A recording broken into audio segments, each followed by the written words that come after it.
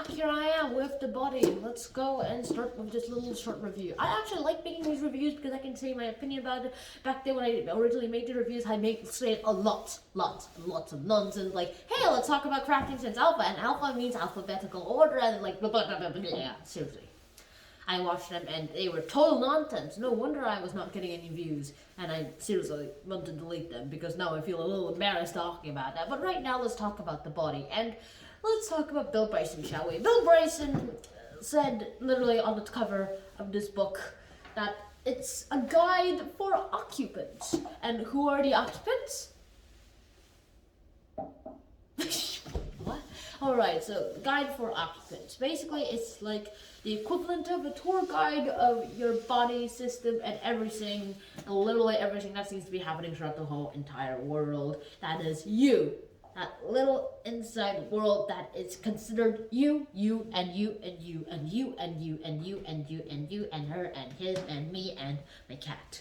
Okay, maybe not my cat, because this is more about humans and water, so that's the plus. The body talks about lots of systems, and I guess one of the reasons why he wrote about all this is that he just wanted to tell us lots about the body. I mean, it turns out we are very ignorant. So some of us are very ignorant about facts that should be commonplace knowledge, in my opinion. Like, they tried to test Alzheimer's diseases on rats, and rats can't get Alzheimer's normal, like, naturally, so they have to be, like, genetically modified in their brain to get Alzheimer's, and when the treatments work, they're like, yay, it might work on humans, and then they completely forgot they were genetically modified rats, and then when they tested on humans, regular old humans, it was like, yeah, it was terrible. It was terrible. Just remember, genetically modified animals is usually not workable, and if they were able to test it on actual humans, they would have probably got a result, but they're only allowed to test on rats, with good precautions too. So eventually, I'm pretty sure we will need to make a simulation of the human body, like at the exact molecular level, to be able to test these on humans in a simulation, which would probably be the most accurate thing that we could ever do, but we're still far away from making a robot human that's literally down to the chemical parts a human, meaning we can make a simulation of an actual human, making another human, which is probably also what makes it conscious and makes evil AI, which will conquer the world, and we do not want that, so I guess we also have to measure not to do that either. Another thing about the book is that it doesn't really talk about COVID. I mean, it kind of makes sense. This book was written in like summer of 2019, which is like just a few months before COVID, the first actual case of COVID in Wuhan was reported. But then there is this afterward for the 2020 version of the Anchor Books version, and he talked a lot about SARS-CoV, like COVID-19, and that we are still ill-prepared. This proves that we are still ill-prepared for, like, a pandemic. We are still very ill-prepared for anything just like a small disease can turn into something big. One little prick, like one little drop, like, let's say there's a tub of sprinkles, and you spray a lot, and then they're always moving, they're all on water, and then you just remove one piece of sprinkle, as much as delicate as you can, but you still knock another one over. It's like a chain of dominoes. Knock one domino over, and so goes all the other dominoes. Which is bad, too, when it comes to things like COVID, pandemic. Mean that we should never be ill-prepared for a pandemic. Always be prepared for a pandemic at any time soon, because whatever COVID has taught us for the last 2 years is that we're very ill-prepared for something. We should always prepare for something too.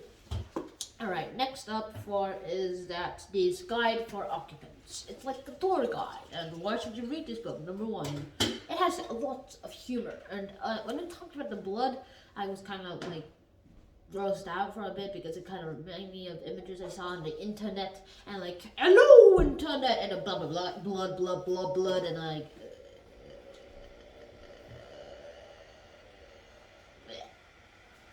no, I didn't do the let part, but I did do the part.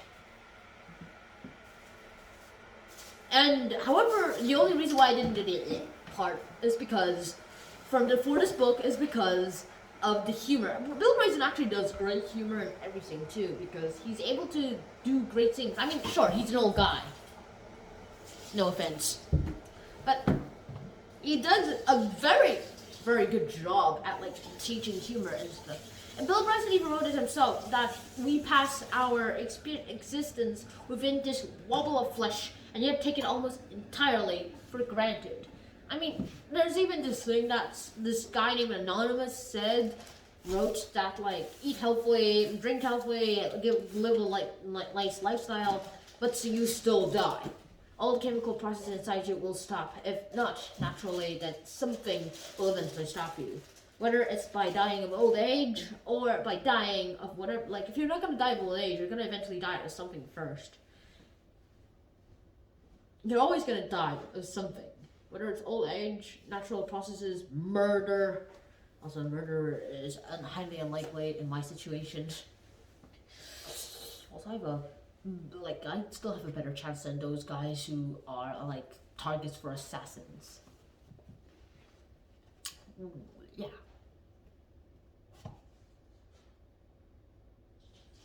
Another thing about the book, about Bill Bryson, is that the body really does talk about the body. He says a great deal about the body. I mean, I was actually surprised about that fact when, like, back then you could still, like, buy something a lot, like buy a human body, buy the components, like chemicals needed to make a human body with just like several dollars, like less than $100. I mean, it was 1960s money, but that was still cheap. I mean, like a drink was less than a pound, so that's nice. I was actually surprised, but then they did actual research in it, and to make it into the components, including costs to actually, I guess, separate it all. It happened, and they tried to like calculate how much money it would take to make Cumberbatch, the actor who acted Doctor Strange,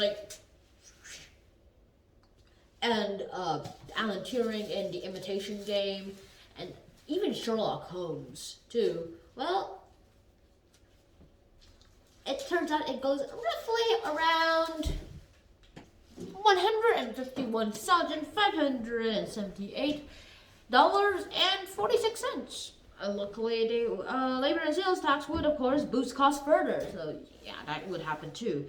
And you'd actually be lucky to be able to take a template and enough money to build Benedict Cumberbatch for just under $300,000. It's not a massive fortune, but clearly not all of us have enough costs to actually afford a $300,000 Benedict Cumberbatch. I mean, Cumberbatch himself could probably afford himself.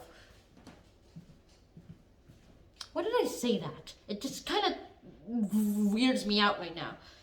I mean, it's very weird too. It turns out in a PBS episode called Hunting the Elements, and they came up with a figure of $168 for the value of the fundamental components of the human body. Which is weird. I don't even know what we're talking about, how much money it takes to build a human body too. Bill Bryson does a great job. Why you should read this book is because you can learn more interesting facts and give justice to the injustice in scientists, like that student who actually got the discovery, made the discovery, but then the teacher took all the credit saying, useful, you raised my reputation, take all the credit. Hey, it's my discovery. This guy, well, he only helped a little bit. I mean, he only mentioned him in the footnotes too, and eventually the student did sue him, but that was a serious case, and so no one actually believed him. The court definitely didn't believe it, so he just got disrespected and never got the credit he deserved. All he got was like co-discoverer. It was like he's the one who discovered the whole thing. That's just one of the facts that you can learn. You can now not be ignorant. At least you can say that I know this. Where'd you get the information? From this book. Go read it. Yeah, that's basically why you should read the book. At least now you can say you know this book, you know this fact, and you'll also get a great deal of humor out of it. You also laugh. I did that so many times. My mom thought I was choking sometimes on water. And now you'll know what's going on inside you every minute or second or hour or day or every 24/7 or every year or every millennium. You're not even a millennium old. Or every century or every half century or every decade old you get. Every half decade you all get old too. I'm fumbling upon my words. Very awkward to say that in front of 50-year-olds. And that's all I'm saying. My next book will be this book. This is the book I actually wanted to read. This is the book that got me hooked by Bill Bryson, the One Summer America of 1927. It's a sick book, but I guess it'd be worth it. And I'll see you soon. Bye.